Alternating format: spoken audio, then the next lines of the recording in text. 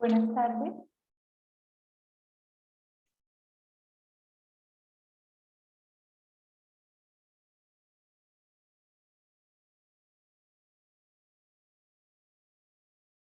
Buenas tardes a todos. Estamos a punto de comenzar el último día del Congreso Colombiano de Medicina del Trabajo y Salud Ocupacional. En este momento estamos todos muy contentos de saber que vamos a trabajar en una experiencia supremamente interesante el día de hoy.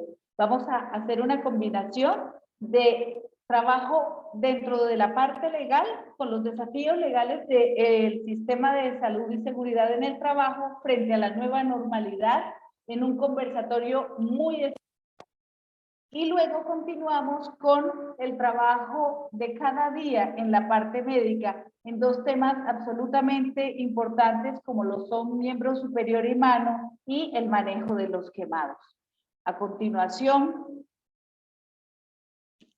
vamos a trabajar la presentación del doctor Carlos Ayala y el doctor Camilo Eusebio Gómez. Los doctores, por favor,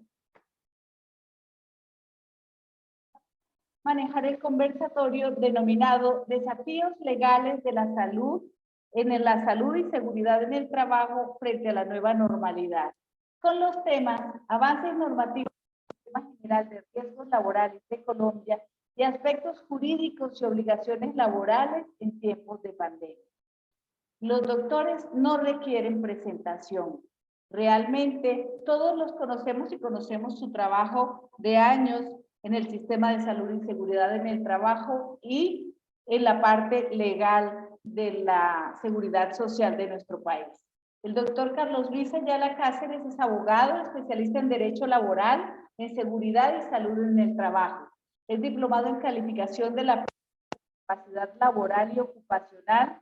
Tiene una maestría en Derecho del Trabajo, es doctor en Derecho de la Universidad Alfonso X el Sabio, de Madrid, España, autor de libros en Seguridad y Salud en el Trabajo, realizados en múltiples ediciones.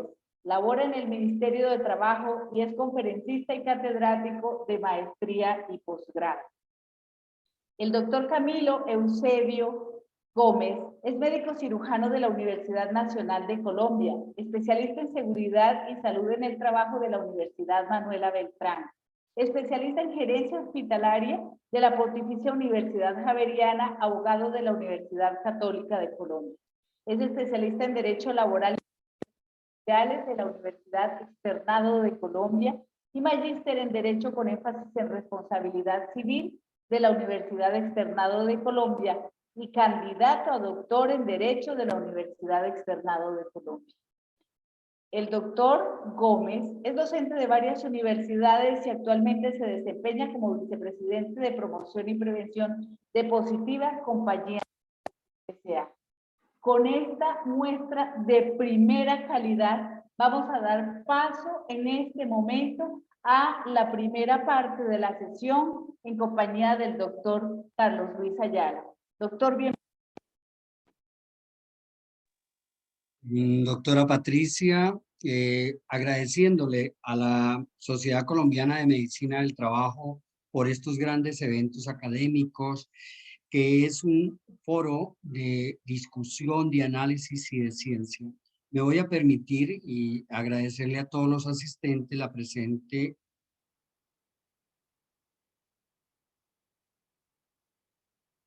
presentación de nuestro temario.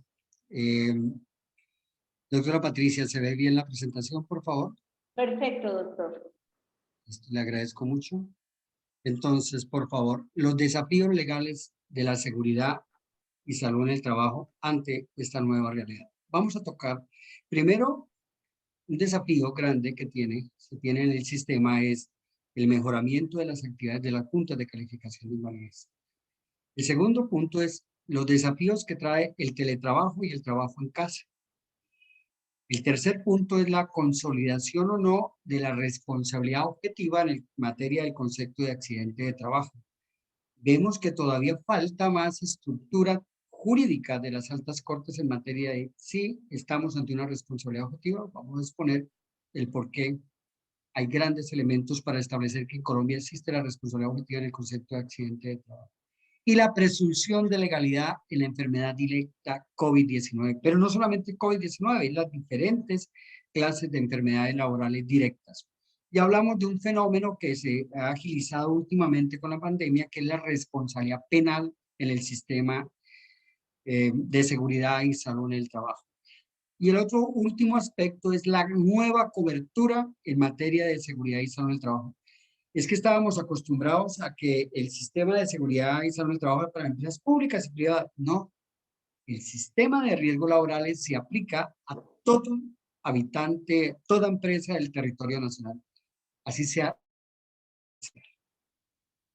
El primer punto, en actividades o el desafío de las juntas de calificación, primero hay que tener en cuenta que son las juntas organismos del sistema de seguridad social integral, primero, pero son adscritas, no pertenecen al ministerio, tienen una autonomía administrativa, financiera, una personería jurídica, un patrimonio, pero son entidades sin ánimo de lucro. Entonces, ante estas entidades, pues hay una suspensión provisional desde el año 2014 hasta la fecha, pues los miembros se mantienen por esa suspensión provisional.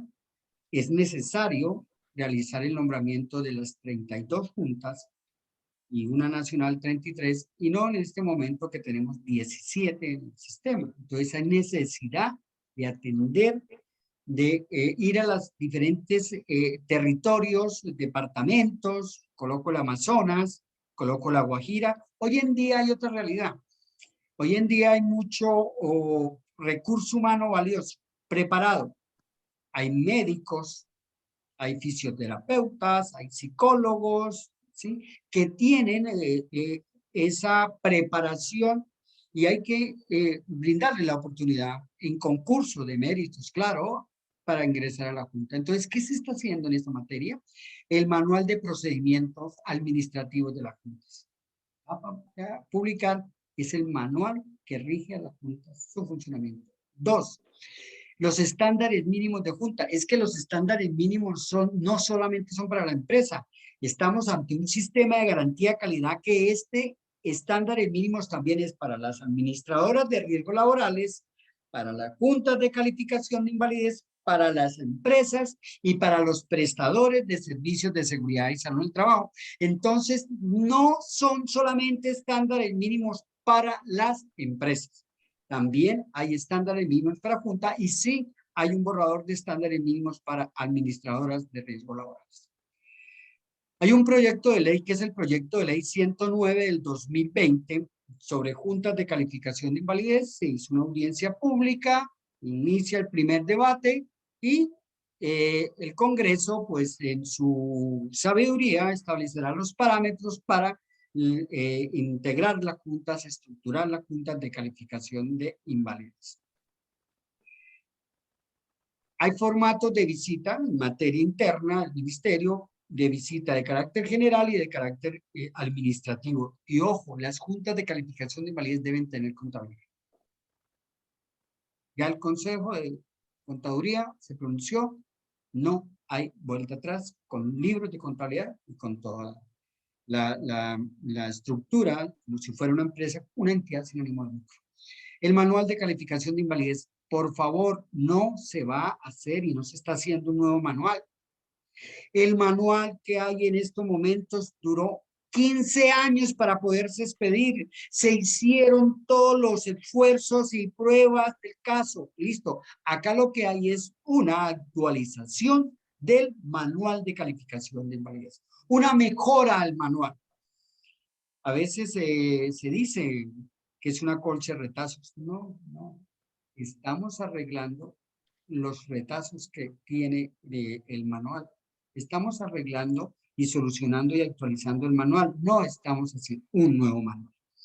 Y Como punto sexto, primera oportunidad. Importantísimo el decreto de primera oportunidad porque es como califican las IPS, las EPS, y ahí es muy valioso el recurso. Los médicos laborales. Los médicos laborales requiere el país en primera oportunidad que tengan las EPS, las ARL, los fondos de pensiones, grupos de calificación y que con la misma metodología que establecen las juntas, pues den esos dictámenes en primera oportunidad y que existe una relación entre primera oportunidad y la calificación de las juntas. Entonces, sí hay todo ese esfuerzo. Entonces, un gran desafío, una gran meta es lograr un sistema de calificación que integre todos los factores. No es solamente el manual de calificación, también es primera oportunidad, también es las competencias, las facultades y todos los requisitos que deben de cumplir las juntas de calificación de invalidez. Muy importante para el sistema. Primer desafío. También la vigilancia y control.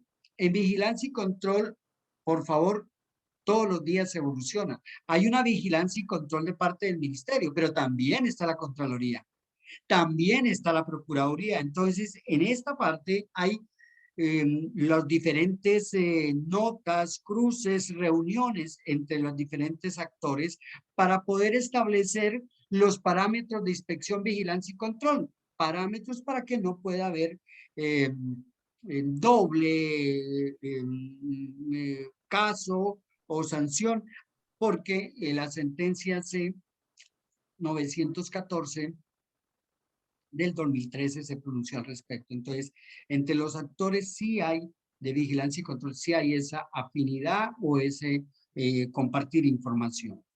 Segundo es, ¿qué pasa con el teletrabajo y el trabajo en casa? ¿Hacia dónde vamos? El teletrabajo tiene una modalidad, pero ese teletrabajo y trabajo en casa no se aplica a labores operativas, asistenciales, de obra. Estas modalidades que pertenecen a trabajo remoto. Y el trabajo remoto se divide en trabajo a domicilio, trabajo en el exterior, el nómada digital, el teletrabajo y el trabajo en casa. Así es que cuando hablamos de teletrabajo y de trabajo en casa, estamos hablando de modalidades de trabajo remoto. ¿A qué se aplica? A la parte técnica, profesional, intelectual, contable, administrativo, de oficinas, ¿sí? Tareas intelectuales, pero las tareas operativas no se aplica porque no hay forma de hacer eso. En el teletrabajo no existe jornada laboral, no hay horas extras, no hay dominicales y festivos, no se le paga al teletrabajador y es permanente esta clase de vinculación laboral. En cambio, en trabajo en casa, sí hay horas extras, dominicales, festivos. En teletrabajo se notifica ese teletrabajador al ministerio, una relación, una comunicación. En trabajo en casa no se requiere notificar al Ministerio de Trabajo. En materia de visita a los puestos de trabajo. En teletrabajo hay que hacer visitas, el teletrabajador. En cambio, en trabajo en casa no existe esa obligación directa de la visita al puesto de trabajo. Entonces, el teletrabajo es permanente y el trabajo en casa es temporal. ¿Listo? En esa temporalidad son 3 meses más 3 meses más. No se puede pasar de ese tiempo, salvo que exista una emergencia. El trabajo en casa no es para la emergencia. El trabajo en casa es para algún hecho especial, una dificultad que tiene la empresa. Se cayó una pared, hay que arreglar un techo, hay que arreglar una parte de unas máquinas. Entonces yo envío a mis trabajadores a trabajo en casa. Y en trabajo en casa no solamente es de carácter intelectual, también lo puedo enviar con una máquina y que me produzca en su casa. El teletrabajo, el trabajo en casa tiene modalidades diversas, no solamente es de carácter usando las tecnologías. Sí, que el trabajo en casa tiene ventajas, la calidad de vida, el ahorro del tiempo, el ahorro del dinero, el aumento en la producción, menos ausentismo y baja la rotación, favorece a las empresas retener y fidelizar a estas personas que tienen una alta capacidad. Pero hay unos desafíos. Realizar seguimiento a las tareas. Contar con plataformas tecnológicas y actualizadas. Hoy en día todos estamos aprendiendo. Aquí no hay nadie que es un sabio en sistemas y que no, que lo último es lo mismo. Esta pandemia, esta emergencia ha sido una evolución de más de 10 años en la tecnología, en las formas de elaborar, pero también requiere hacer una adecuación correspondiente. Se necesita un desafío la planificación de tareas, planes de trabajo, con el fin de obtener resultados positivos en el desarrollo de las funciones. Debe establecerse modelos de alternancia. ¿A qué me refiero modelos de alternancia? Hay trabajadores que no pueden llegar a laborar de un momento a otro a la empresa y que no tienen el conocimiento en tecnologías.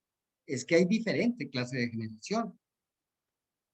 Hoy un muchacho de 15, 20 años ingresa y lo que sea. Un niño de 8, 9 años, el celular se lo desarma porque viene con el chip incluido, pero no. Hay que hacer una adecuación y hay que adecuarnos a estas nuevas tecnologías. La comunicación vertical desde y hacia la empresa o grados superiores.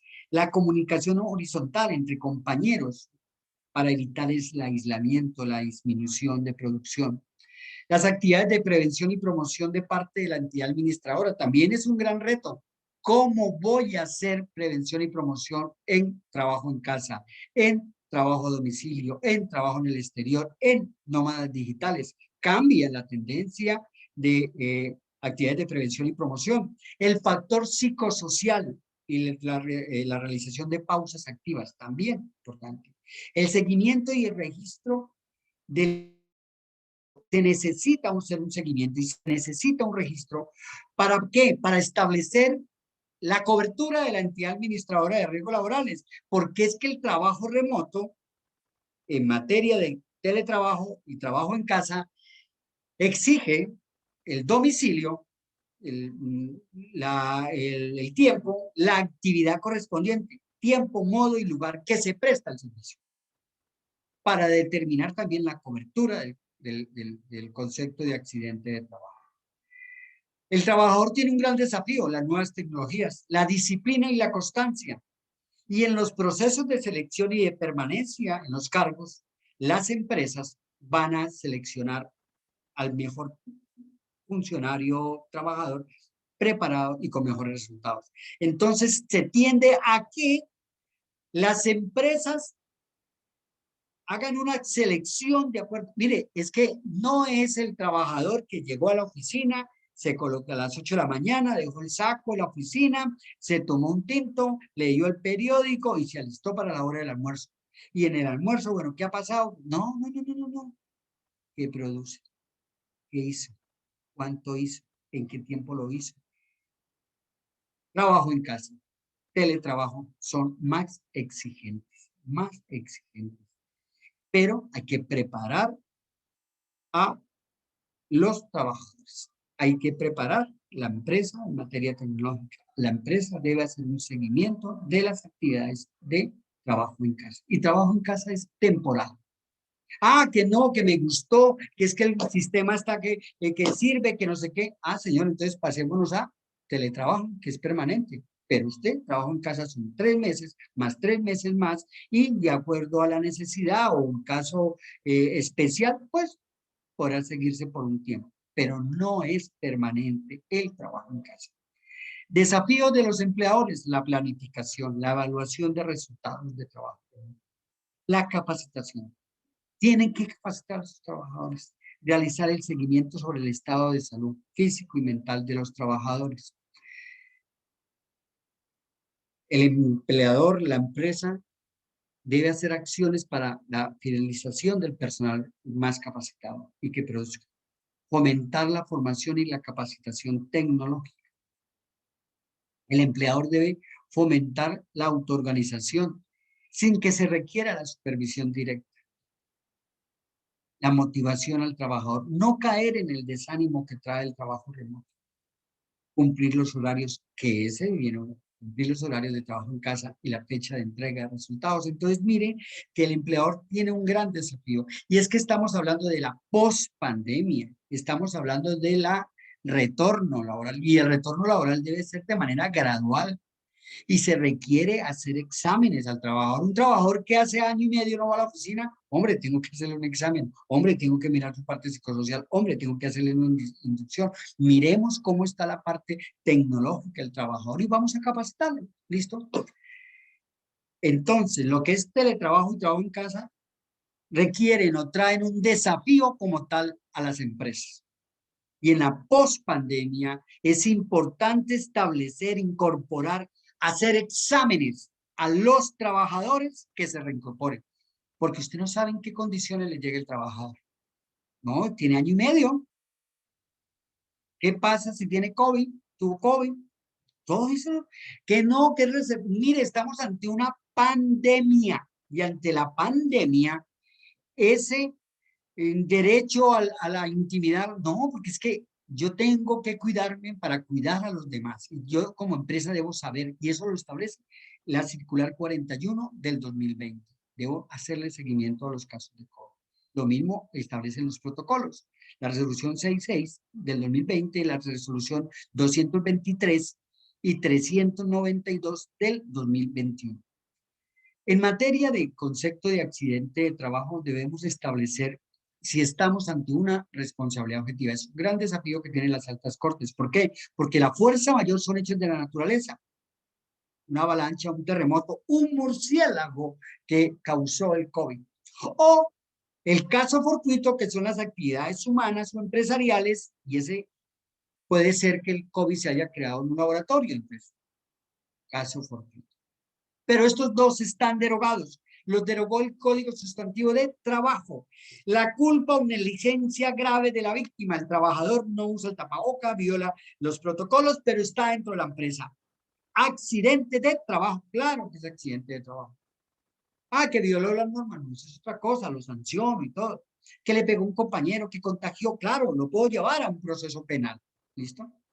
Porque está propagando la pandemia y los accidentes son imprevistos. Entonces, estamos ante un fenómeno de responsabilidad objetiva cuyos fallos todavía son muy escasos en nuestra legislación. Se requiere llegar a jurisprudencia completa en materia de responsabilidad objetiva y el concepto de accidente de trabajo. Y uno de los fenómenos para traer aquí es función sindical. Preguntaba yo si un miembro de un sindicato, un presidente de un sindicato, está en una marcha, se contagia con COVID-19, eso es accidente de trabajo, y mi concepto, sí. ¿Por qué? Porque está en una función sindical. Que haya violado, no importa, responsabilidad objetiva.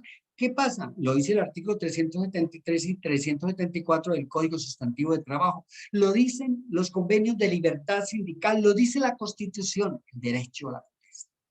¿No nos gustan o no nos gustan? Ah, que la administradora de riesgos laborales se le creó algo más. No, siempre lo han tenido. Siempre lo han tenido en el concepto de accidente de trabajo. Pero el gran reto es establecer los alcances de la función sindical.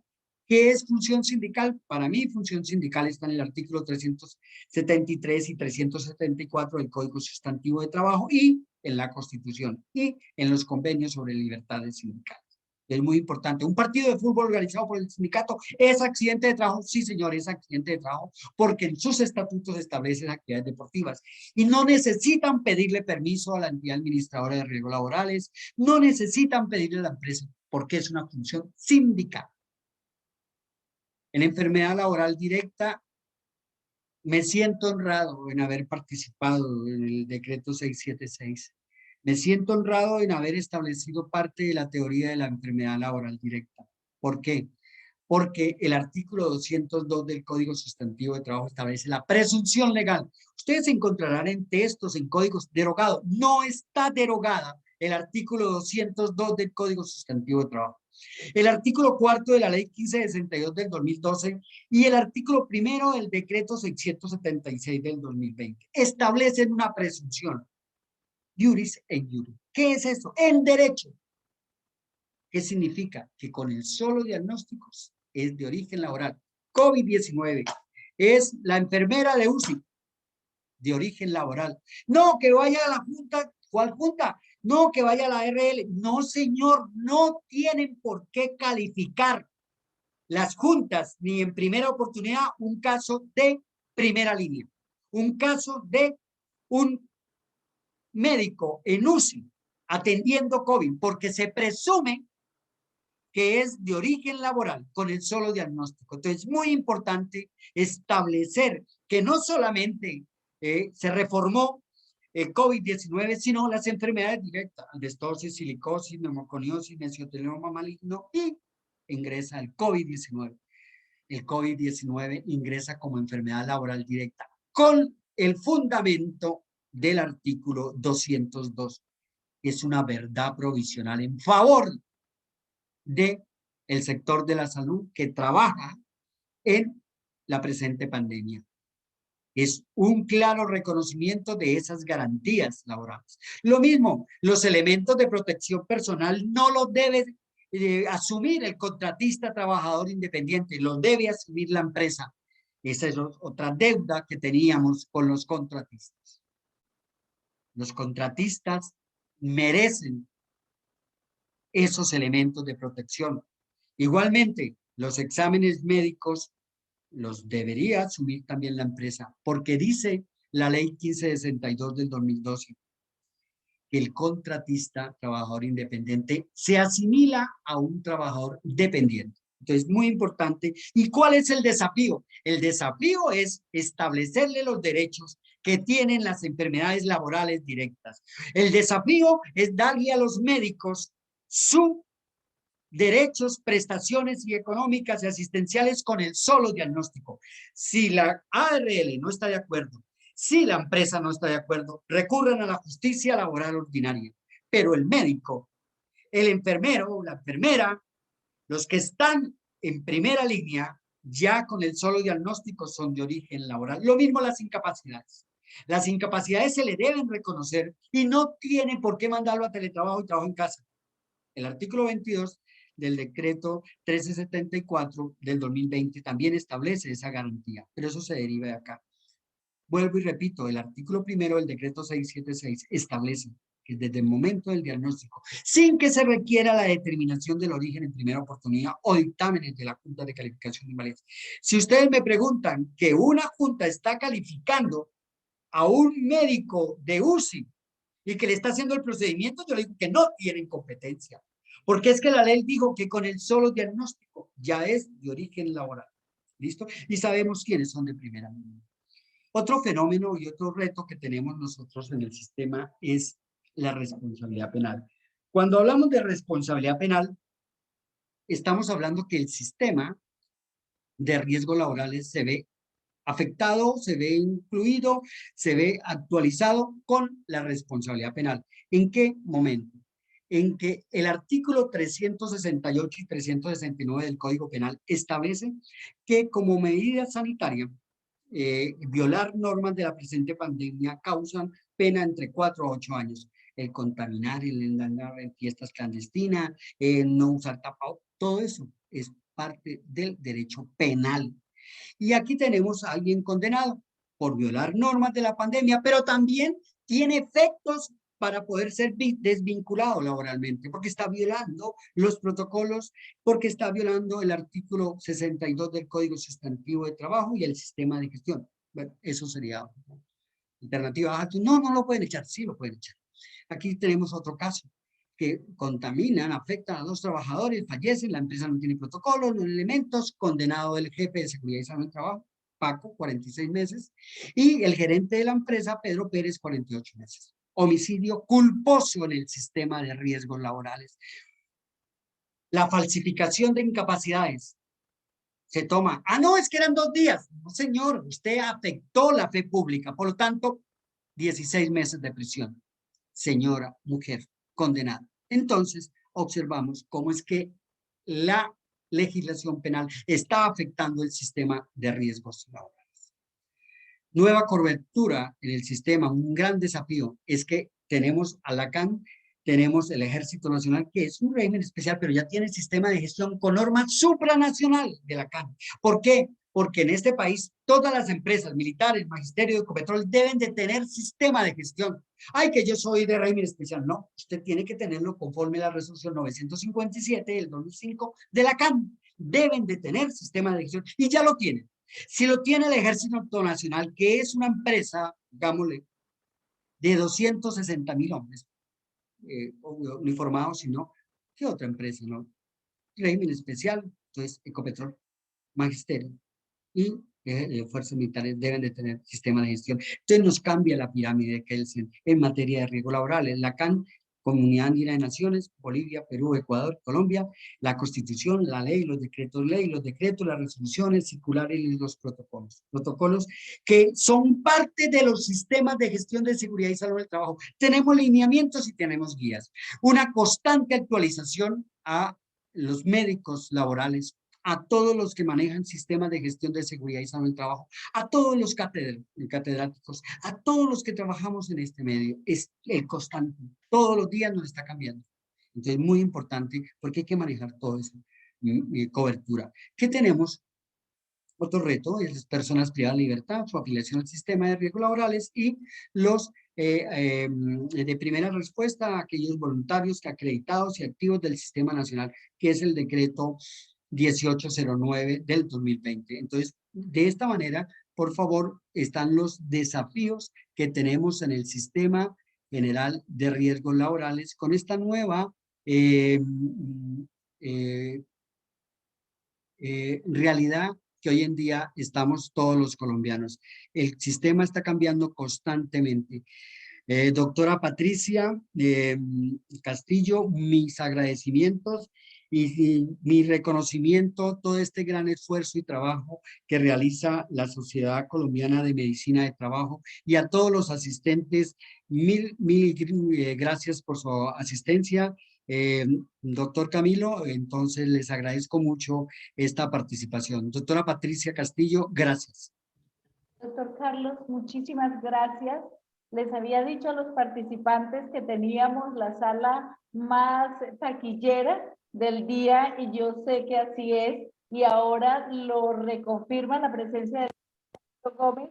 Ya les hice un recuento sobre su hoja de vida. Doctor Carlos, permitamos el compartir pantalla del doctor Camilo y no demos más largas a escuchar toda la parte que él tiene para comentarnos sobre los aspectos jurídicos y obligaciones laborales en tiempos de pandemia.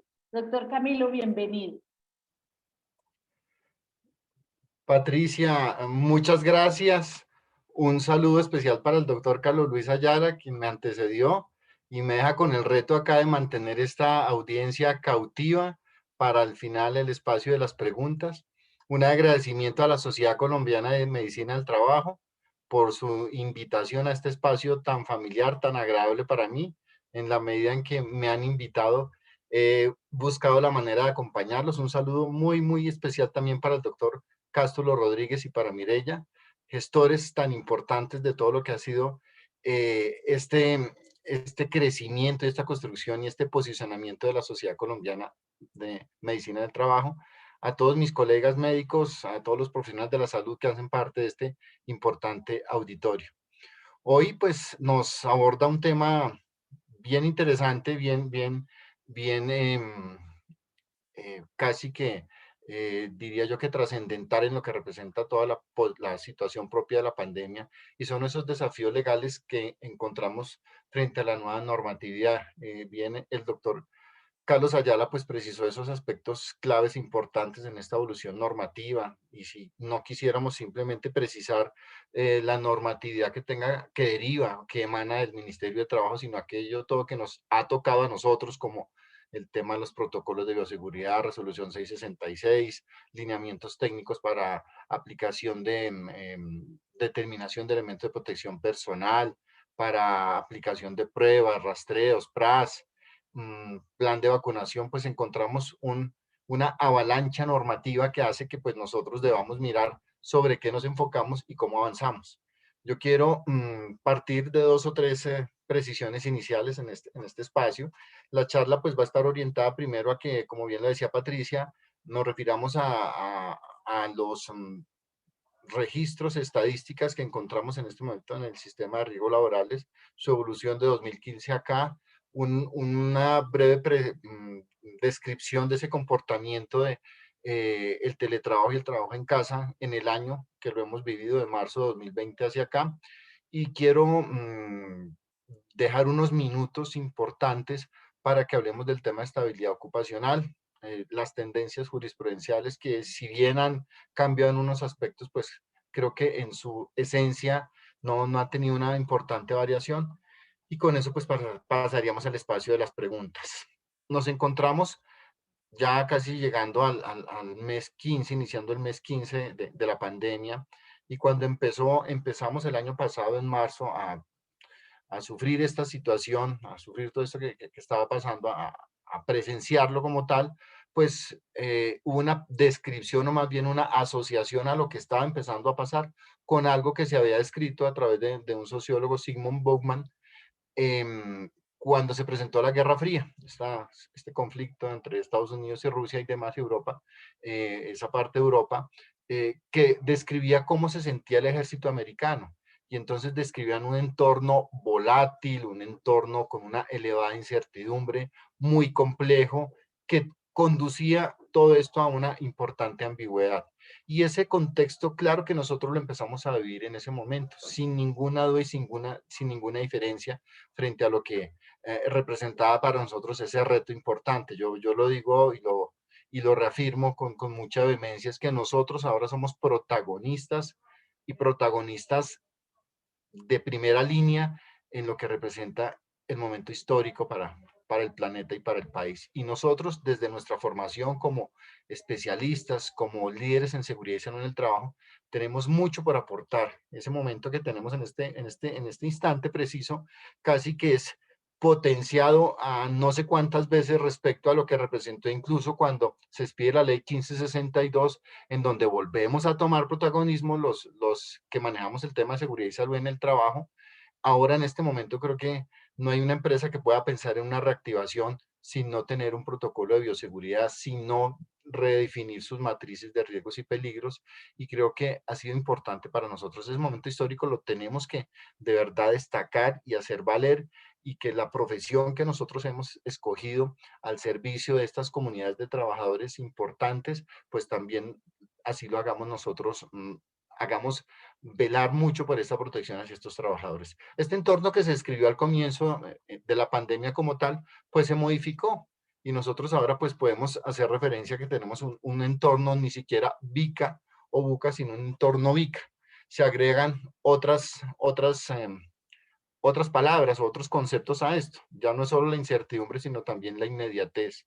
Ahora todo es mucho más rápido. Podemos amanecer hoy con una norma determinada para una situación en particular, y tal vez en la tarde esa norma ya tenga un ajuste diferente o se haya cambiado, o amanecemos en un contexto de prórroga de pandemia, de modificación en un plan de vacunación, de unas precisiones puntuales sobre el tema de análisis de riesgos y demás, que hace que nosotros debamos responder a eso de manera importante. Se incluye una R de ruido, y el ruido lo asociamos mucho a lo que pasa y lo que hemos encontrado ahora es el influjo, toda la influencia de las redes sociales, para no mencionar otro tipo de canales de comunicación que hacen que nosotros debamos ser muy responsables con nuestro propio acceso a ese tipo de información, y no solo ellos, sino también siendo nosotros multiplicadores del conocimiento en nuestras organizaciones, también ser responsables en el uso de esa información. Yo lo escuchaba hace algún tiempo de unos médicos infectólogos que en un espacio me decían, Camilo, si a usted le dicen, si usted dice que no se va a vacunar, o si alguien le dice que no se va a vacunar, pues que le muestre, que le diga cuál es el soporte científico para hacer eso, y que no sea la dinámica propia de las redes sociales que nos llevan a que nosotros de alguna manera actuemos impulsivamente y a veces de manera irresponsable.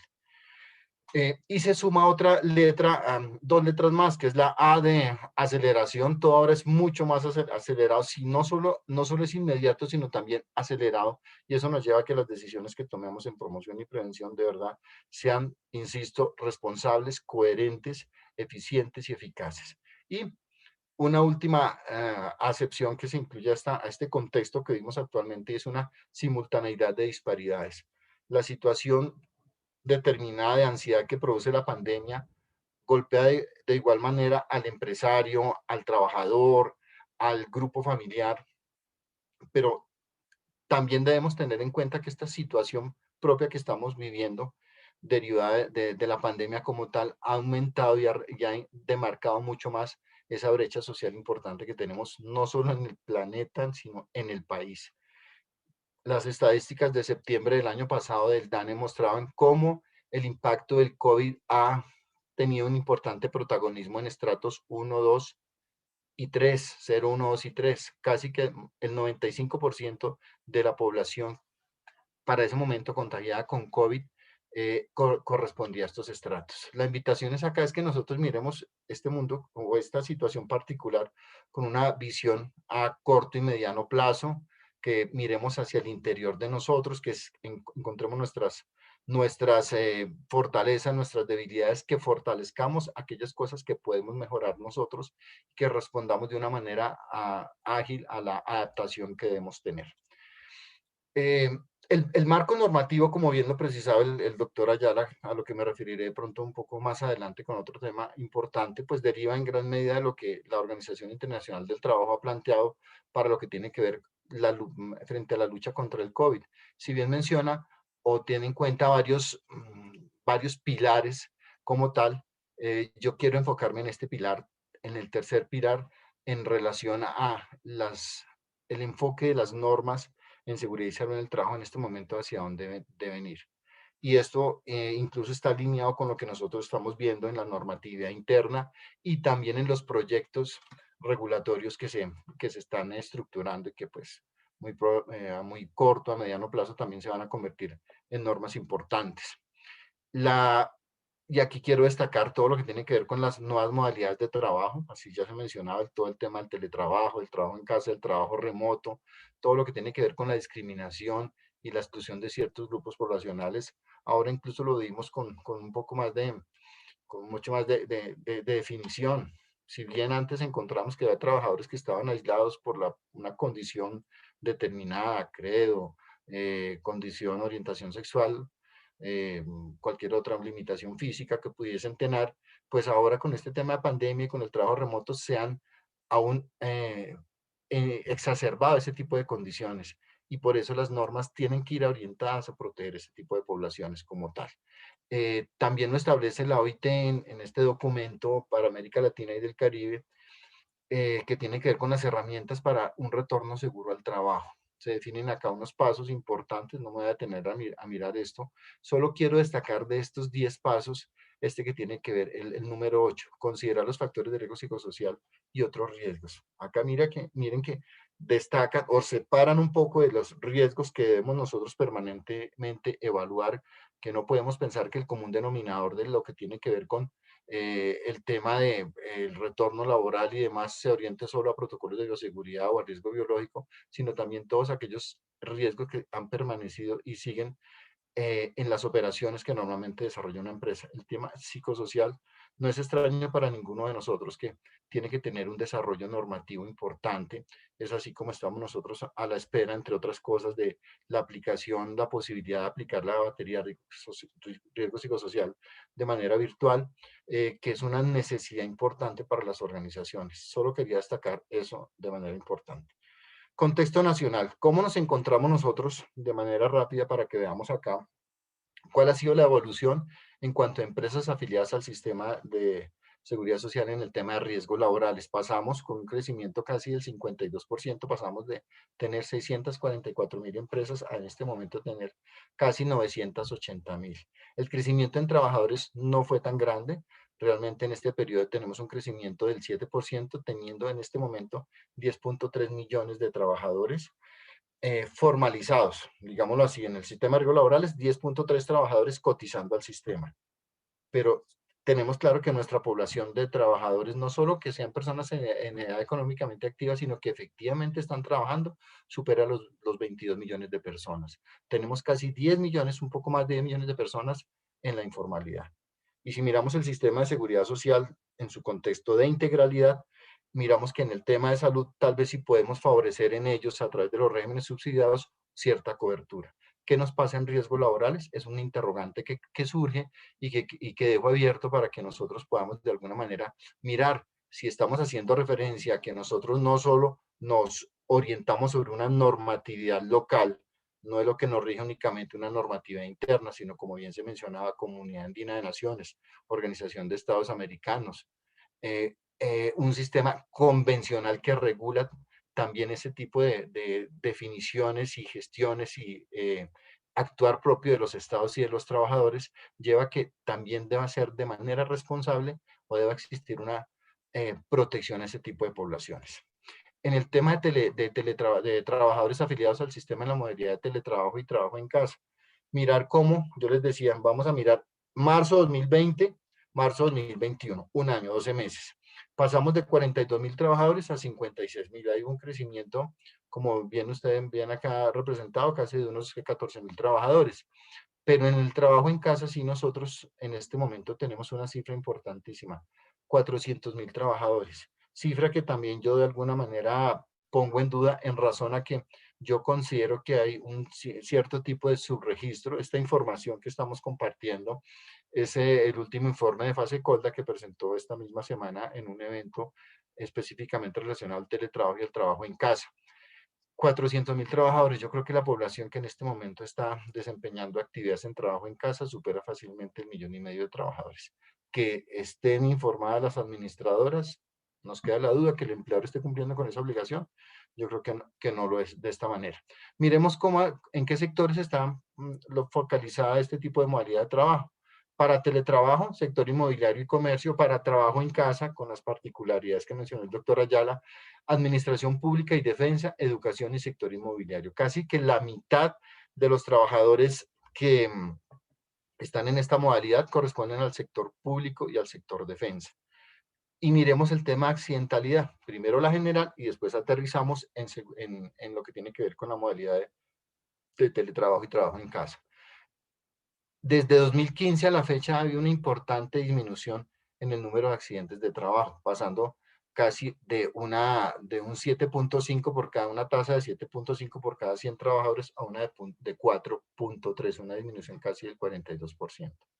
En enfermedad laboral, como bien vemos acá, se incrementó de manera importantísima, derivado del decreto 676, en donde se hace ese reconocimiento expreso de manera directa de la enfermedad, de la infección por COVID para trabajadores de la salud. Yo quiero acá también hacer mención a lo que el doctor Ayala comentaba hace un rato en razón a ese tipo de eventos que ocurren, por ejemplo, dentro de la definición de accidente de trabajo, en lo que tiene que ver específicamente con lo que él mencionaba, esa función sindical en donde pues muy probablemente alguna de estas personas que salgan a una manifestación está ejerciendo efectivamente esa función sindical, pero también hay que tener claro que para ellos no podemos hablar de un reconocimiento directo, sino se debe pasar por un proceso probatorio en el que se pueda determinar nexo epidemiológico, cerco epidemiológico, nexo demás, para definir si puede ser un origen laboral o no. Es importante hacer esa precisión.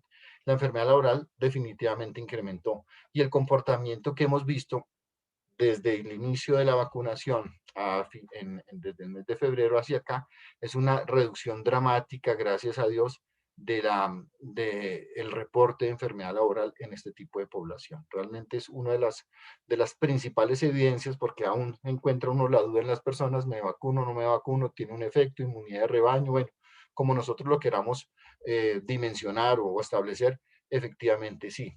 Una clínica en Bogotá, por decirles algo, pasó de tener un reporte de 20 casos semanales, y no es una clínica muy grande, de reportar 20 casos semanales a reportar al mes 5 casos. Una reducción importantísima derivada de la efectividad de la vacuna. En el tema de muerte, tuvimos una reducción casi del 14.7%, pasando de una tasa por cada 100.000 trabajadores del 5.9 al 5. Para COVID, para COVID, no, perdón, para trabajo en casa y teletrabajo. En el periodo que analizamos de marzo o la información que recoge FASECOL, la que tiene que ver con los reportes de todas las administradoras de riesgos laborales, tuvimos este comportamiento en cuanto al tema de accidentes. 12.250 que corresponden al 2.8% de todos los accidentes de trabajo reportados al sistema, y sus causas principales, pues caídas a nivel, sobreesfuerzo, golpes, contusiones, pisadas. Aquí es importante también, para enlazar con lo que mencionábamos sobre el tema del seguimiento probatorio, más bien del proceso probatorio de determinación del origen, que aquí estamos nosotros con un importante espacio de construcción, no solo desde lo técnico, sino también desde lo normativo, para poder tener una definición clara si ese accidente sí es de origen laboral o no es de origen laboral. Llama la atención, por poner un ejemplo, como eh, fractura del quinto metatarsiano en un trabajador que está en casa porque se paró de la silla, y se mira la historia clínica y resulta que ahí se reporta en la historia clínica, se informa que la persona estaba haciendo una actividad de aeróbicos en su casa, y entonces simplemente lo dejo mencionado ahí para que sobre eso hay que trabajar mucho, precisar ese entorno propio de la causa o la ocasión. En este caso sería casi que todo con la ocasión, pensaría yo, para la propia definición de ese tipo de accidentes, y también para el tema de enfermedad laboral. En enfermedad laboral, yo me atrevería a decir que esta información, desde la sana crítica, pues uno no podría tener esa certeza de decir que se deriva del trabajo en casa como tal. Tendríamos que mirar, ustedes, pues ustedes, la mayoría del auditorio, pues son profesionales en temas de salud, que la instauración de una enfermedad osteomuscular pues no se puede dar con esta velocidad. O sea, pensar que en un año tenemos un reporte así de casos exclusivamente por temas de teletrabajo y trabajo en casa es algo para pensarlo, ¿no? Entonces, por eso simplemente dejo el dato como acá: 5.681 casos, que equivalen al 9.4% del total de las enfermedades, y todas en lo que tiene que ver específicamente con miembro superior, principalmente todo asociado a movimientos repetitivos y demás. Y casos de fallecimientos: 23 muertes de origen laboral, que corresponden al 4.6% de la totalidad. Ahí también es importante hacer una verificación cuál es ese contexto propio, y el total de muertes del sistema, pues a febrero fueron casi, en este periodo fueron 510. Segundo tema importante, el tema de estabilidad laboral. ¿Por qué lo menciono? Porque, y lo estamos viviendo ahora con todo lo que tiene que ver con todo el tema de comorbilidades, de que si la persona puede retornar al trabajo, si está vacunada, si está inmunizada, si se debe mantener en su casa, una serie de cosas. Esto ha hecho que este tema de estabilidad laboral o estabilidad ocupacional, como queramos llamar, asociado al tema de salud, vuelva a cobrar un importante protagonista. Me voy a referir en estas siguientes 5 o 6 slides a pronunciamientos de la Corte Suprema de Justicia, pronunciamientos de 2018 hacia acá. Recordemos que en nuestro sistema normativo, en nuestra rama judicial, en nuestro funcionamiento operativo de la justicia en Colombia, pues tenemos una rama o una jurisdicción constitucional, perdón, en la que como órgano de cierre está la Corte Constitucional, y es sobre la cual nosotros dirimimos de manera puntual ese tipo de afectaciones a los derechos que anteriormente llamábamos derechos fundamentales, ahora los llamamos bienes o derechos constitucionalmente protegidos, y pues específicamente nos referimos, o se refiere uno en ese contexto a las acciones de tutela, que son las que normalmente son las que ordenan el reintegro de este tipo de trabajadores con temas de estabilidad ocupacional. Y por otro lado tenemos la jurisdicción laboral ordinaria, los jueces laborales, que son los que tienen a su haber la definición propia de los conflictos entre los trabajadores y los empleadores. Y para ellos, de manera puntual, cuando se aborda el tema de estabilidad ocupacional, pues tenemos unos conceptos un poco diferentes que incluso se han intentado integrar, pero que a veces no ha sido fácil. Entonces, voy a precisar entonces unos conceptos sobre esas sentencias como tal, y empezaré por la parte inferior de esta imagen. Los objetivos de la estabilidad laboral reforzada, ¿cuáles son? Aquí lo precisamos en dos sentencias, una de 2020 y una de 2018. Aunque quiero hacer una precisión adicional, nuestro sistema normativo, si bien desde el Código General del Proceso hace referencia a que el precedente judicial servirá como fundamento en decisiones, pues no lo vemos así nosotros de verdad incorporado en las decisiones de los jueces. Eso lleva a que nosotros tengamos un amplio espectro en cuanto a definiciones judiciales, a reconocimientos de derechos, que hoy un juez puede estar en un caso particular concediendo un amparo a un trabajador y al día siguiente, en un contexto similar, con los mismos elementos, otro juez puede estar negando ese amparo. Por eso, ese sistema jurídico que nosotros tenemos nos representa a veces y en ocasiones una importante inseguridad jurídica. Los objetivos de la estabilidad laboral reforzada, como se mencionan acá, para que lo precisemos, sirve de medio idóneo y necesario para la materialización de la readaptación profesional, el empleo de las personas con una discapacidad relevante, ahora vamos a hacer referencia, porque de 2018 hacia acá ha tomado fuerza este concepto de la discapacidad relevante. Como fundamento específico internacional para el mundo del trabajo se encuentra pues, en el convenio 159 y las recomendaciones 99 y 168 de la OIT. ¿Qué se busca con esta habilidad? Pues promover la inclusión, la participación y evitar en ámbitos laborales pues que sean espacios de segregación, exclusión y discriminación de manera puntual. Pero también este tema de la estabilidad laboral también procura la promoción laboral. Lo vamos a ver en otros dos aspectos más importantes. Es decir, si yo estoy en una condición similar para ocupar un cargo diferente en la organización, no podría verse esta limitación o esta condición de física que pueda tener o mental, como se quiera llamar, o este fuero especial para no introducir otros conceptos, no podría ser un impedimento para que yo tuviera una posibilidad de ascender a ocupar un cargo en razón a otra persona que esté, digamos que tal vez enfrentado a la misma situación de querer llegar a ocupar un cargo superior en la organización. Por eso acá se precisa, se da a entender que aquellas personas deben disfrutar de igualdad de trato y de oportunidades en cuanto al acceso a la conservación y la promoción en un empleo, siempre que sea posible, corresponde a su elección y a sus aptitudes individuales, para que lo tengamos en cuenta. ¿Quiénes son los sujetos de protección en la estabilidad laboral? Aquí lo mencionamos. Esta sentencia, la 2841, lo establece. Las personas que por la condición de discapacidad relevante pueden encontrar barreras para acceder, permanecer, ascender en el empleo y que tales barreras pueden ser superadas por el empleador haciendo ajustes razonables. Y aquí ya empezamos a hablar de estabilidad laboral reforzada, asociada a procesos de rehabilitación, reincorporación laboral.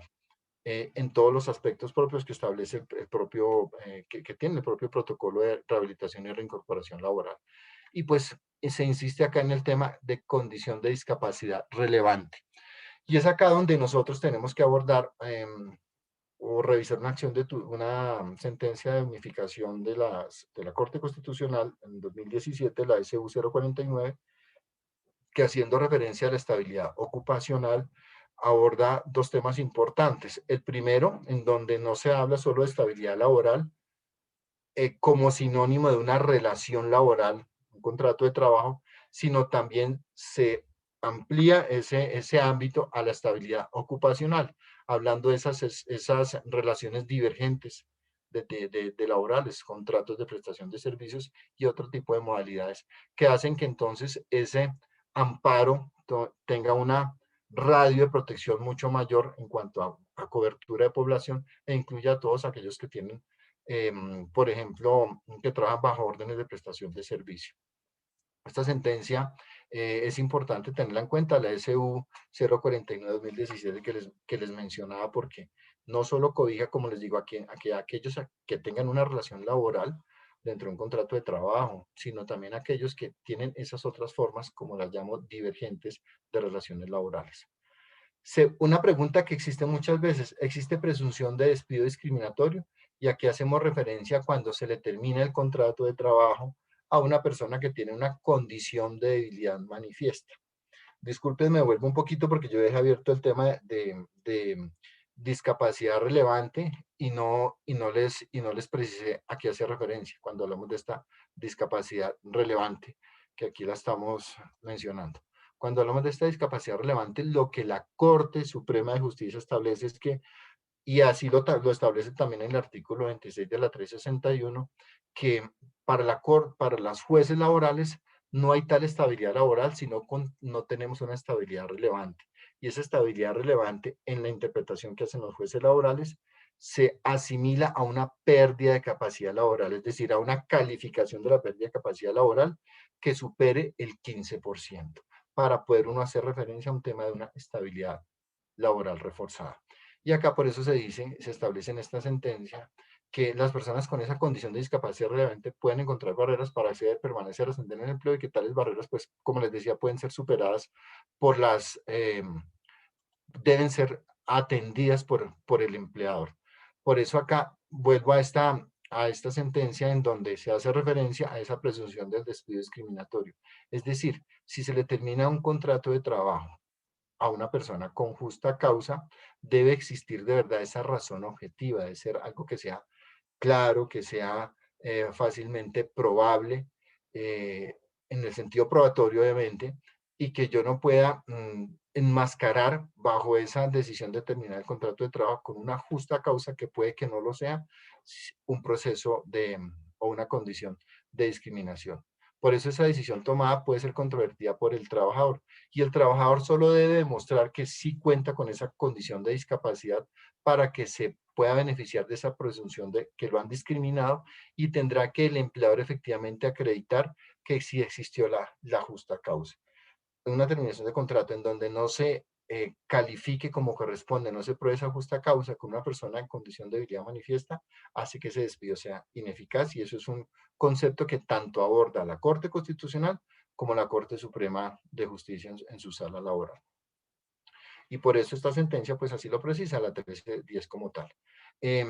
Otra cosa que ocurre con mucha frecuencia y tiene que ver es una definición, o más bien el contenido del numeral 15 del literal A del artículo 62 del Código Sustantivo del Trabajo, que habla como justa causa para terminar el contrato de trabajo, la incapacidad que supere los 180 días.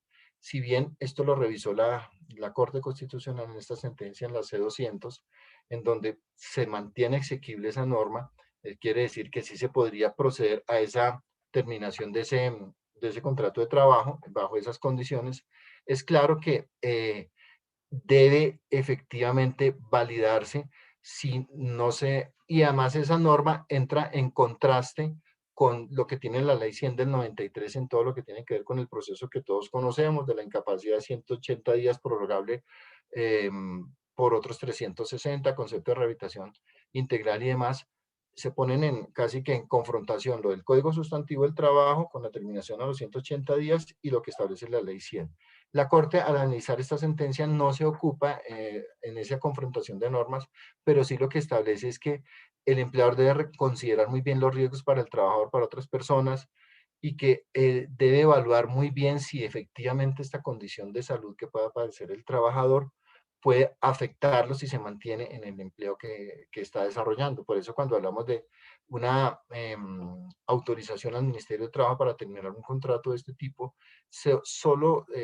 o más bien es viable cuando se esté en discusión la condición de salud de la persona, es decir, que lleve a que este tipo de circunstancias efectivamente impacten en lo que es la salud y la vida de las personas, porque acá lo que nosotros estamos, o lo que la Corte coloca en una balanza es el derecho al trabajo y el derecho a la salud y a la vida, y alguno de estos dos tiene mayor peso, y obviamente va a ser el derecho a la salud y a la vida. Yo no puedo, por garantizar el empleo, el trabajo, afectar la vida de la persona. Por eso es entendible que cuando hacemos referencia a una terminación de un contrato de trabajo por una condición de salud, debemos desarrollar todo ese proceso de aplicación de protocolo que corresponde a rehabilitación, integración, reconversión de mano de obra y demás, y que agotado ese protocolo efectivamente no se pueda disponer de atención a la persona, que lleva a que efectivamente entonces se deba proceder a la autorización, si así bien lo tiene el ministerio, al reconocimiento de la indemnización de los 180 días. Unas estadísticas que revisábamos hace más o menos unos 3, 4 meses, se miraba como de un número elevado de solicitudes de autorización para terminar el contrato de trabajo, pues el ministerio en promedio está gestionando o más bien autorizando entre un 15 y un 20%. Y mucho de las cosas que se veían es que no se ha agotado ese proceso de rehabilitación de reincorporación laboral. Hay una pregunta que surge con mucha frecuencia, que si es válida la terminación de los contratos cuando estamos frente a la expiración del plazo pactado. Pensemos en un contrato a término fijo. Uno podría pensar, y a veces lo hacen los empleadores, esta persona tiene una condición médica, pero pues apenas se termine este contrato de trabajo, no tengo ninguna obligación de renovar. Tanto la sala laboral de la Corte Suprema de Justicia como la Corte Constitucional en sus acciones de amparo, acciones de tutela, ha establecido que si las condiciones que han generado esa puesta o esa entrega de mano de obra, por decirlo así, o esa ejecución personal de una actividad, persisten aún después de terminado el plazo pactado, no se puede prescindir de esta persona. Pensemos en un auxiliar de odontología que trabaja en un consultorio odontológico que tiene un contrato por un año y tiene un padecimiento médico, una tendinitis. Se termina ese año su contrato de trabajo, pero las causas que generaron ese contrato de trabajo persisten. Sigue habiendo atención de pacientes y demás. La terminación, la no renovación de ese contrato de esa persona, francamente, está generando un espacio de discriminación y obviamente el derecho a la estabilidad ocupacional que debe tener esta persona.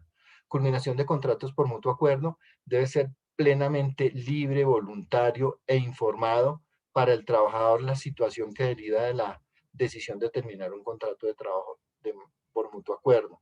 Incluso la propia renuncia de un trabajador debe quedar muy claro para él, porque hemos visto 2 o 3 decisiones en las cuales, aún a pesar de una terminación de un mutuo acuerdo en un contrato de trabajo, se ha revertido esa decisión haciendo ineficaz la terminación del contrato y haciendo retornar a esa persona al ambiente de trabajo.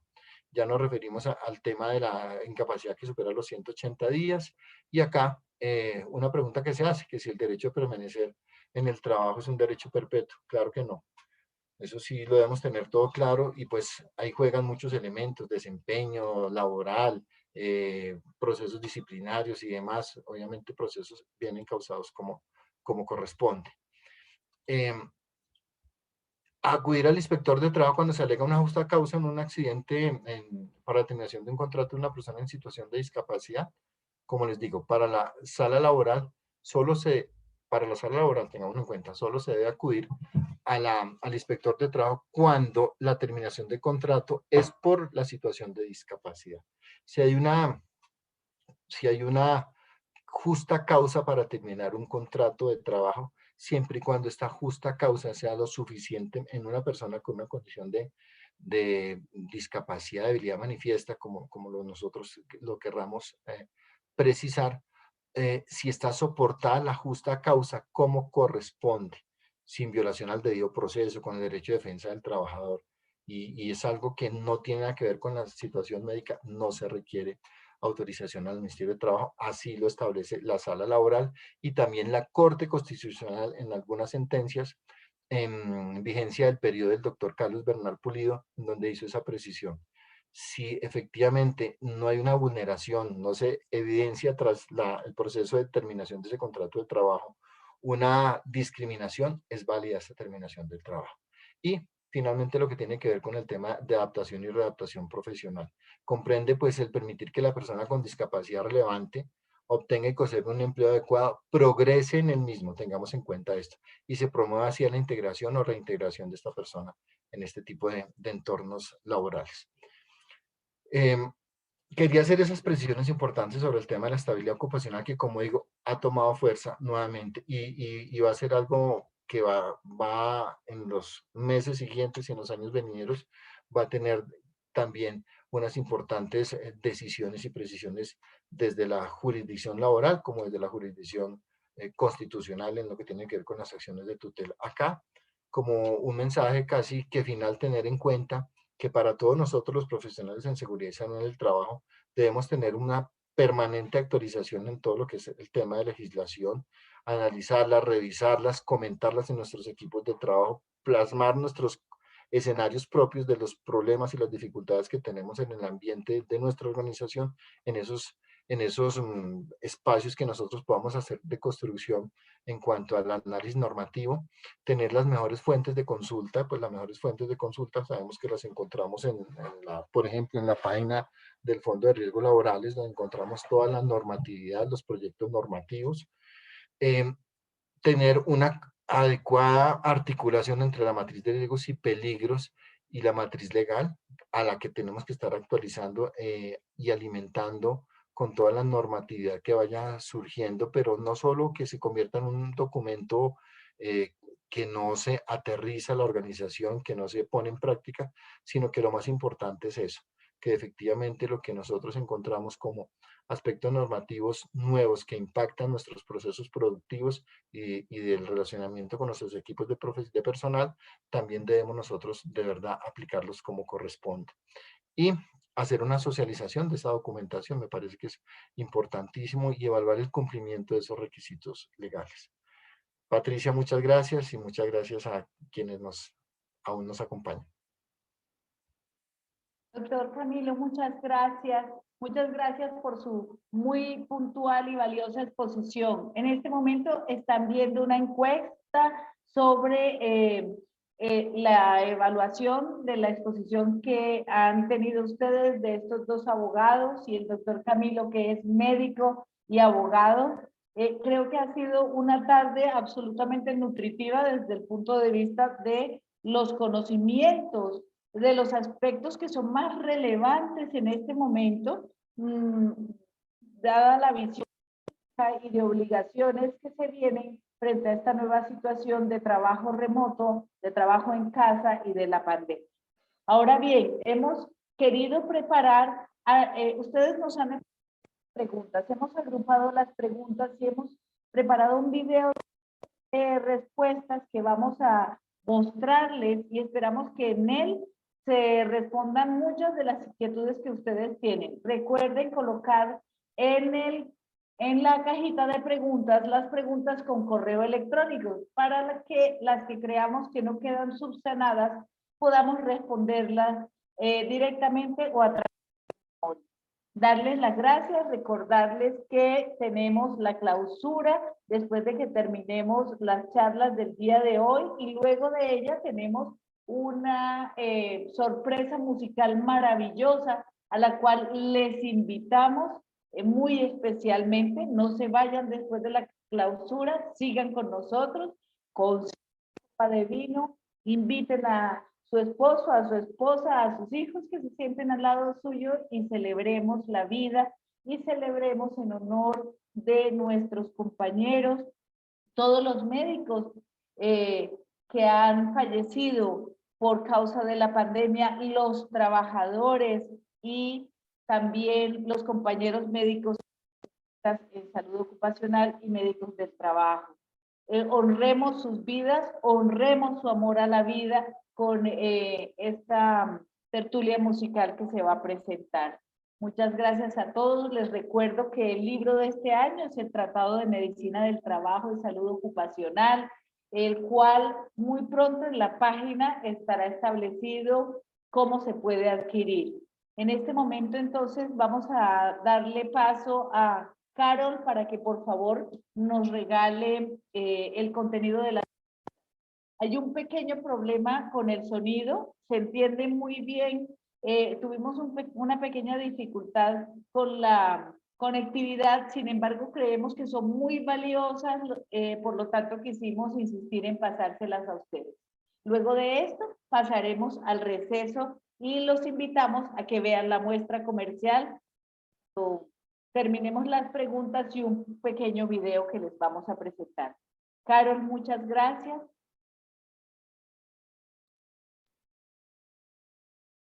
La primera pregunta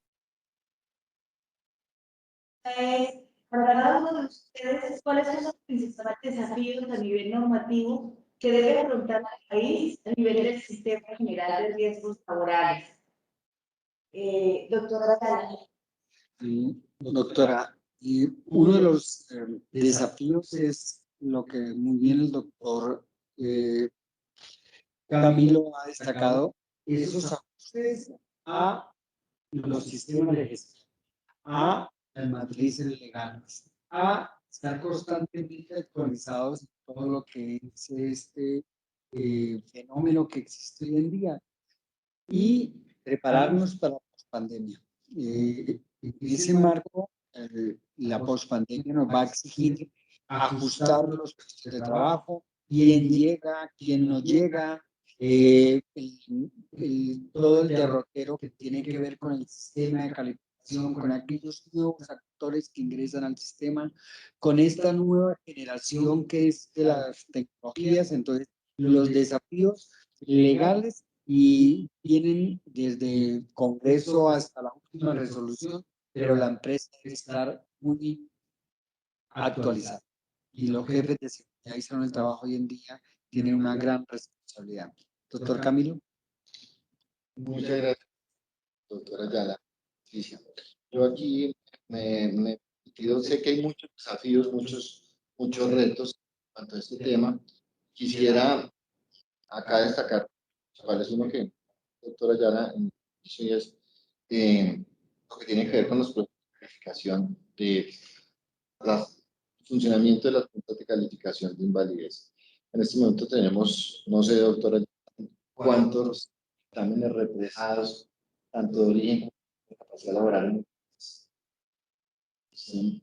No, el dato, doctor, en este momento estamos consolidando la información, estamos cruzando bases de datos, entonces, pero sí son considerables. Pero vamos estamos con toda esta reforma y con el pro de que la calificación sea muy rápida. Pero en este momento podría decirle que son un poquito más de 10.000. Más. Más. Pero un poquito. Sí, señor. Lo preciso que realmente hay dificultad para es una situación compleja para el trabajador que no se ha definido quién debe recibir sus prestaciones económicas esenciales, para la propia administradora que no sabe qué casos más hacia adelante va a tener que abordar y cuáles tendría que estar manejando.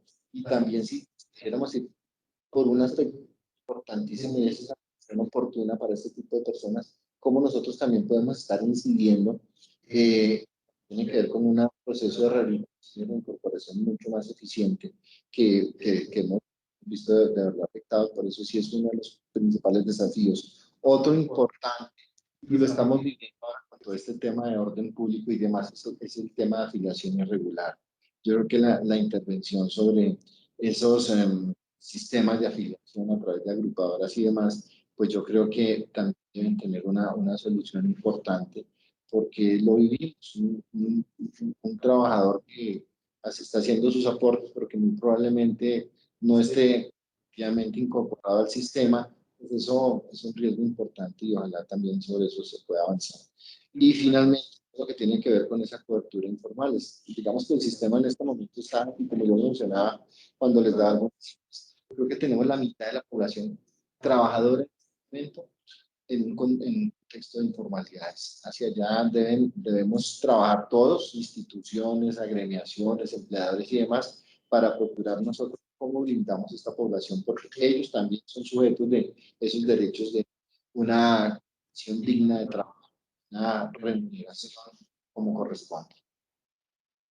Tenemos una pregunta también en relación con sus excelentes ponencias y se refiere a, en cuanto al tema de estabilidad laboral reforzada, ¿es válida la terminación del contrato en el caso de presentarse expiración del plazo pactado, culminación del contrato por mutuo acuerdo o por incapacidad de los 180 días?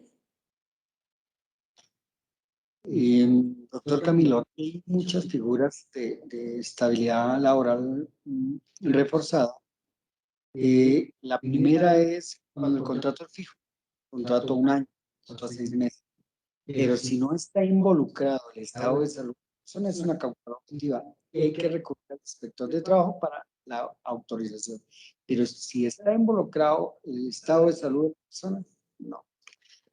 El otro aspecto es en relación a mutuo acuerdo Y resulta que hay una sentencia, si el trabajador se quiere ir, el trabajador renuncia, pero siempre hay que dejar constancia de que sus garantías y derechos se preservan.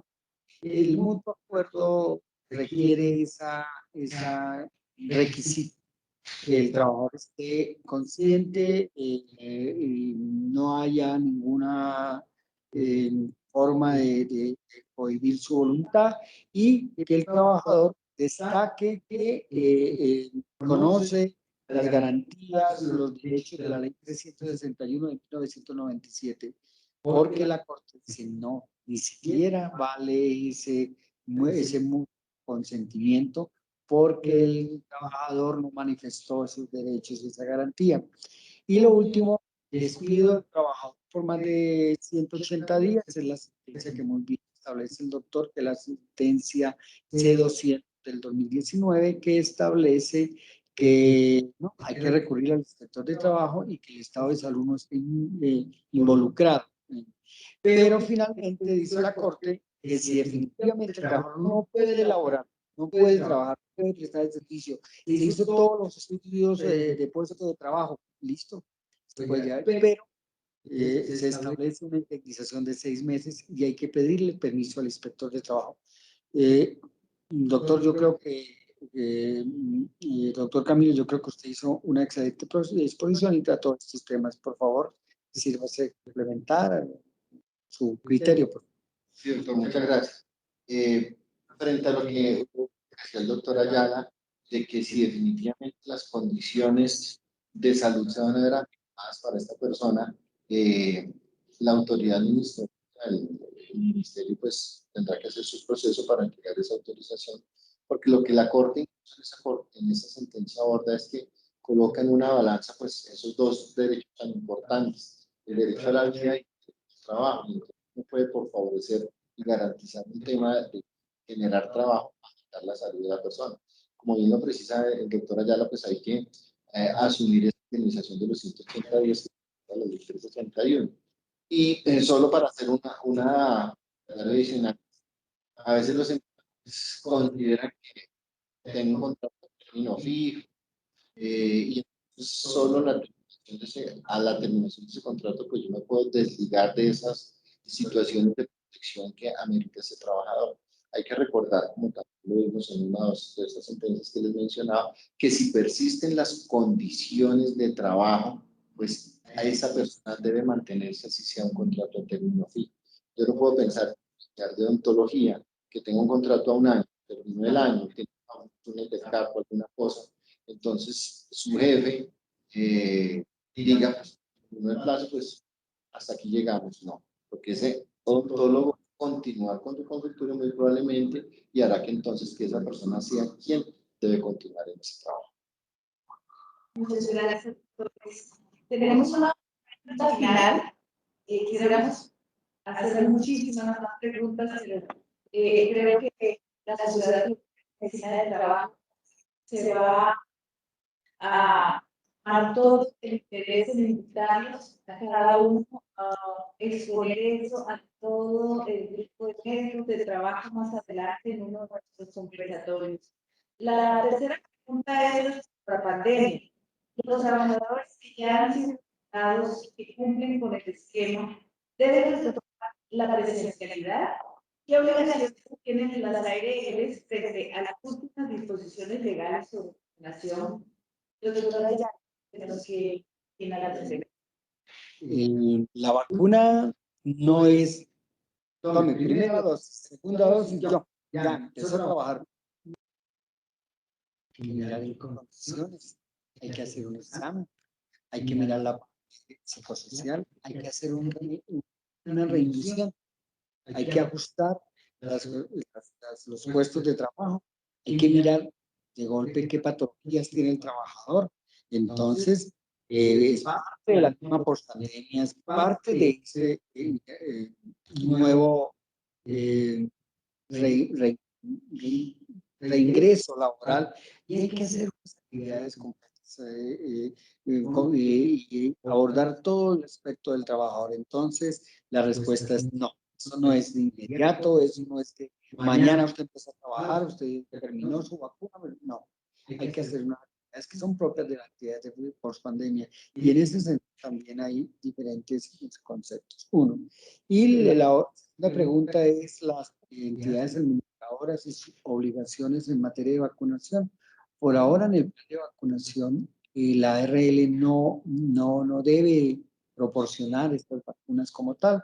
¿Por qué? Porque es que los recursos de las entidades administradoras son unos recursos ya plenamente establecidos en la legislación. Lo único que ocurrió fue con el decreto 488 y 500 darles unas funciones, tomar un 7% para unas actividades especiales para primera línea, Entonces, en el sistema de vacunación no está esa obligación clara, precisa, directa, porque además los recursos son limitados, establecidos. No se puede cambiar de un rubro para otro. Eso tiene una metodología. Entonces, en materia de vacunación, en este momento no hay esa obligación directa de que las entidades administradoras tengan esa obligación y este deber legal. No es obvio que en el futuro, dado una necesidad, pueda ser una legislación o norma que las obligue, pero conforme está la legislación actualmente, hoy, 28 de mayo del 2021, la respuesta es no. Gracias. Doctor Camilo. Gracias. Las empresas definitivamente en este momento, y es entendible que están buscando retornar a la presencialidad, pero no se puede pensar que, y aún a pesar que se ha permitido los privados hacer vacunas, no se puede pensar que el hecho de que se vacunen, como decía el doctor Ayala, represente que todos volvemos a los sitios de trabajo. El COVID sigue siendo una pandemia, no sabemos hasta cuándo se vaya a tener ese comportamiento, lo que lleva a que las medidas de bioseguridad deben seguirse contemplando. La vacunación implica una inmunización de manera directa, entonces siempre hay que mirar el entorno propio de cada organización, cómo hace esta dinámica del retorno progresivo, teniendo en cuenta el propio comportamiento de la ocupación de camas UCI en las diferentes ciudades, para definir si se debe retornar al empleo, pero siempre hay que hacerlo de una manera responsable, porque pues, sigue siendo en cabeza del empleador ese espectro de protección a cada uno de sus colaboradores. Y frente al tema de la obligación de la ARL, frente al tema de vacunación, quizás, doctor, realmente en este momento no hay un marco normativo que diga algo diferente a lo que ya ha contemplado con los decretos 488 y 500, la obligación que tenemos o que tienen las ARL de manera puntual en ayudar o apoyar al empleador en esos protección personal, chequeos médicos y otros actividades de intervención directa. Muy gracias. Conversatorio espectacular. Yo quisiera terminar pedirles a ambos que me sus frases de cierre, su sentir, su recomendación ante esta situación que estamos viviendo tan especial, tanto los profesionales de salud en el trabajo, trabajadores. Doctora Ayala, por favor. Prosperidad y autocuidado. Prosperidad porque necesitamos un país que salga adelante. Y el autocuidado porque a medida en que yo me cuido, todos nos cuidamos. Eso es una disciplina personal. Y prosperidad porque nuestro país en estos momentos y ante esta emergencia requiere, necesita, es vital que su economía salga adelante, sale su economía, pero una economía sin salud no se puede. Entonces, aquí colocaría primero la salud y después la economía, pero hay que cuidarnos y hay que seguir adelante. Mucha prosperidad y autocuidado. Patricia, como tal vez lo comienzo, lo primero que el concepto básico de nosotros es que en este nuevo contexto debemos ser personas tolerantes por todas las circunstancias por las que estamos atravesando, debemos ser personas humildes y entender la problemática con la que llega cada una de las personas que llegan al espacio de trabajo.